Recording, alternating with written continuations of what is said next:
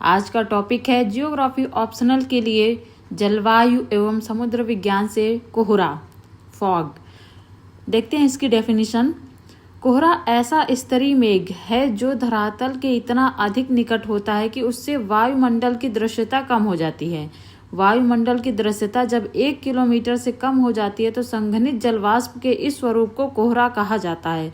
किंतु जब जलग्राही नाभिकों की कमी या अन्य कारणों से जल कणों की सघनता कम हो जाने से वायुमंडलीय दृश्यता 1 किलोमीटर से अधिक पाई जाती है तो उसे धुंध कहते हैं।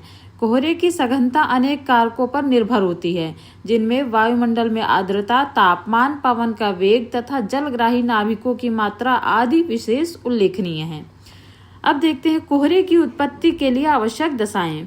धरातल के निकट की अत्यधिक आर्द्र वायु राशि के शीतलन के कारण जब उसमें संघनन की क्रिया आरंभ हो जाती है तब कोहरे की उत्पत्ति संभव होती है।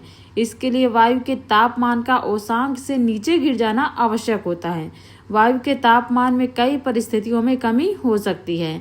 आर्द्र वायु ठंडे धरातल के संपर्क में आने से अथवा किसी शीतल वायु राशि के आगमन अथवा प्रसरण से शीतल हो सकती है तथा उसका तापमान औसांक से नीचे गिर सकता है। किंतु कभी कभी कोई वायु राशि वाष्पीकरण के कारण जलवाष्प की पर्याप्त मात्रा पहुंच जाती है और कोहरा उत्पन्न हो जाता है। उदाहरण स्वरूप उष्ण वाताग्रों में होने वाली वृष्टि के कारण शीतल वायु राशियों में वाताग्रीय कोहरा उत्पन्न हो जाता है। कोहरा उत्पन्न होने के लिए मंद गति से होने वाला पवन प्रवाह एक आवश्यक शर्त है, जिससे वायु की निचली परतों में मिश्रण हो सके। यहाँ यह महत्वपूर्ण है कि प्रदूषित वायुमंडल में 100% सापेक्ष आर्द्रता होने से पूर्व ही कोहरा निर्माण की प्रक्रिया प्रारंभ हो जाती है। अब देखते कोहरा और मेघ में अंतर, difference between fog and cloud. यद्यपि भौतिक दृष्टि से कोहरा और मेघ में कोई मौलिक अंतर नहीं होता, फिर भी निर्माण विधि और निर्माण स्थल की दृष्टि से दोनों में कई असमानताएं पाई जाती हैं, जो निम्नलिखित हैं। कोहरे का निर्माण सामान्य रूप से धरातल के निकट होता है, जबकि मेघ ऊंचाई पर बनते हैं। बादलों से वृष्टि होती है तथा कोहरे से वृष्टि नहीं होती है। कोहरे की तुलना उन मेघों से की जा सकती है जिनमें वृष्टि करने की क्षमता नहीं होती। कोहरे में उपस्थित जल कणों में परस्पर मिलकर आकार में बड़े होने की प्रवृत्ति नहीं पाई जाती, क्योंकि इसमें कोलाइडी स्थिरता पाई जाती है।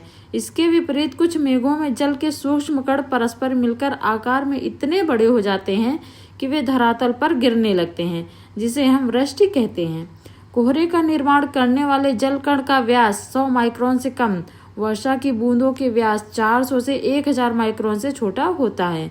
मौसम वैज्ञानिकों के अनुसार प्रति घन सेंटीमीटर कोहरे में उतने ही मेघों की अपेक्षा जलकणों की संख्या में उपस्थित छोटे जलकण बड़े आकार किंतु कम संख्या में पाए जाने वाले कणों की अपेक्षा प्रकाश का अधिक अवशोषण करते हैं। अतः मेघों की अपेक्षा कोहरे अधिक सघन दिखाई पड़ते हैं। इसके अलावा निम्न तापमान में कोहरा निर्माण की प्रक्रिया शिथिल पड़ जाती है। धरातल पर हिम का आवरण होने से भी कोहरे के निर्माण में बाधा पड़ती है। यही कारण है कि ध्रुवीय क्षेत्रों में घने कोहरे दिखाई नहीं पड़ते हैं। अब आगे का टॉपिक अगले वीडियो में। धन्यवाद।